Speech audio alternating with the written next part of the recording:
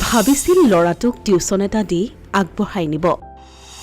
ভাল টিউচন এটা দি তাক ডাঙৰ হ'লে ডাক্তৰ ইঞ্জিনিয়াৰ বনাব। মোৰ এতিয়া কি হ'ব? মোৰ বাচ্চাটোৰ কি হ'ব? মই এতিয়া কি হ'ব ঘৰচোন?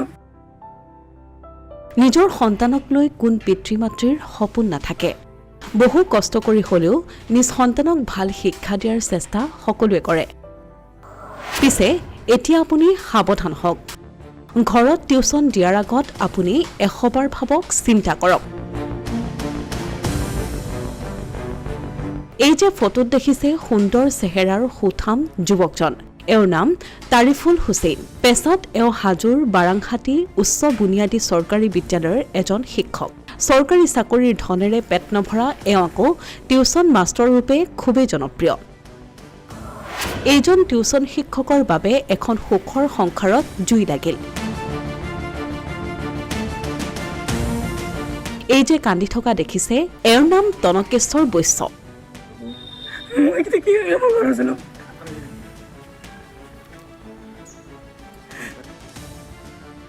ঘৰ হাজো সমষ্টিৰ অন্তৰ্গত কয়া আৰক্ষী থানাৰ অন্তৰ্গত পালেপাৰা গাঁৱত। এইখন আকৌ তনকেশ্বৰ আৰু পত্নীৰ লগত 9 বছৰীয়া পুত্ৰৰ সুখৰ দিনৰ ফটো। পিছে এতিয়া সেই সুখৰ সংসাৰ নাই। এখন ভাল ব্যক্তিগত খণ্ডৰ বিদ্যালয়ত নিজ সন্তানক পঢ়ুৱাৰ দুৰ্বাৰ হেঁপাহ আছিল যদিও আৰ্থিক দৈন্যতাৰ বাবে সেয়া সম্ভৱ নহ'ল।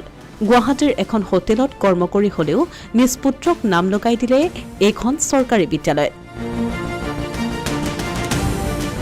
বিদ্যালয়ত পঢ়াৰ উপৰিও আৰু ভাল শিক্ষা লওক বুলি নিজ সন্তানক ঘৰতেই টিউচন দিলে তাৰিফুল মাষ্টৰৰ ওচৰত। পিছে তাৰিফুল ছাৰে আকৌ এটা কোঠাত ছাত্ৰক দিয়ে পাঠ্যপুথিৰ শিক্ষা, আন এটা কোঠাত মাতৃক দিয়ে প্ৰেমৰ শিক্ষা। আৰম্ভ হ'ল দুয়োৰে মাজত অবৈধ প্ৰেমৰ মায়াজাল।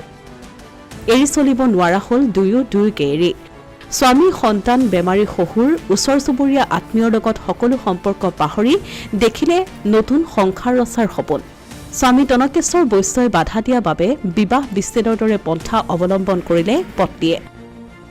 পুত্ৰক ডাঙৰ মানুহ কৰাৰ সপোন দেখি ফুৰা তনকেশ্বৰ বৈশ্যৰ অৱস্থা হৈছে আজি এয়া। সৰু সুৰা এখন হোটেলত কাম কৰোঁ, গুৱাহাটীত বেলতলাত কাম কৰোঁ, হোটেলটো কেইটাৰ। এতিয়া আপোনাৰ ঘটনাটো হ'ল, মোৰ এটা সৰু বাচ্ছা আছে। বাচ্ছাটো এতিয়া মোৰ বৃদ্ধ দেউতা এটা আছে।